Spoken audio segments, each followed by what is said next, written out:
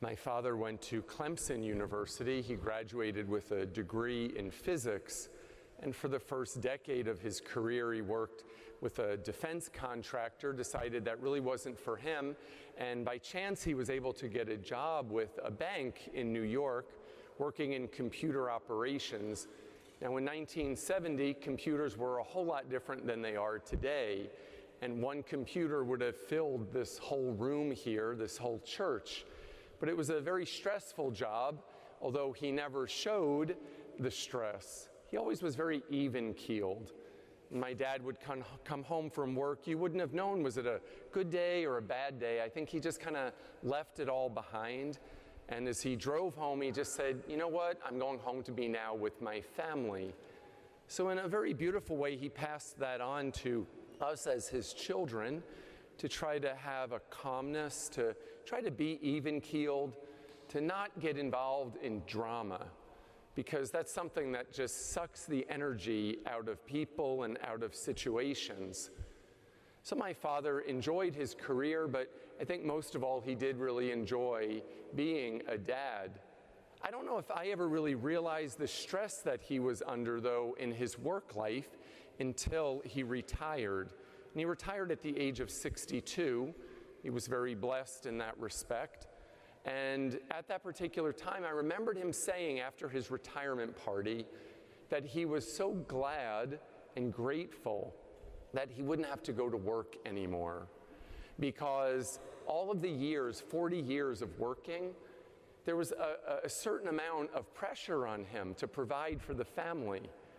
I don't think children ever really think about that, about what do their parents go through in order to provide for them. And we just kind of got used to a lifestyle.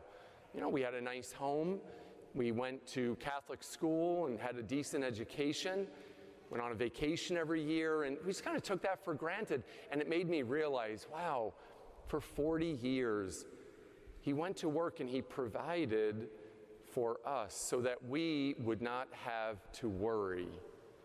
My father passed away a year after he retired. He didn't enjoy a whole lot of retirement, although in that time period he had bought a sailboat, and he began to, I think he just really enjoyed life. But I realized with him that in his life, he was able to plant a lot of seeds, but because he died relatively young, he really didn't get to see those seeds come to harvest, especially with his own children, because he planted those seeds in his 3 sons, but we really hadn't come to the places where we are at today either.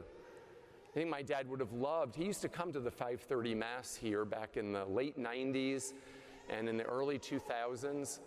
And he used to love coming here. He would love sitting in the congregation, and I think that he would probably enjoy coming today, you know, now that I'm pastor here. And, you know, I kind of look at it and I say, do you know what? My dad is here at every Mass, as all of our deceased loved ones are, and he has the best seat in the house. And that brings a great sense of comfort. I think today on Father's Day about a prayer that is attributed questionably to Archbishop Oscar Romero. He was the Archbishop in El Salvador, and in 1981 he was assassinated while he was celebrating Mass. He was assassinated because of his views, because he was very strong on civil rights and abuse of power in the government. But there are some words that are attributed to him that I think about my father, and really for each one of us as well. And I'll kind of summarize it because it's a lengthy prayer. It says that sometimes we have to step back and take the long view of things. We can't just see chapters in our life. We have to see our whole life together. In our lives, we plant seeds that one day will grow. We, as people, water seeds that are already planted in hopes of their future promise. But we may never know how those seeds mature. We never know what comes of them. And that is because there is a difference between a worker and a master builder. You see, we as people here are workers. We are not master builders. We are ministers on this earth. We are not messiahs. We are prophets of a future that is not our own, because our future belongs, my friends, to God.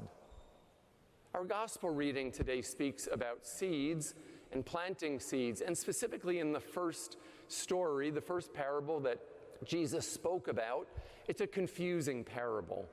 And this particular story is not included in Matthew or Luke. It's only in Mark, which is kind of unique for a parable because usually they're in all three of them. And it's probably because it wasn't very popular.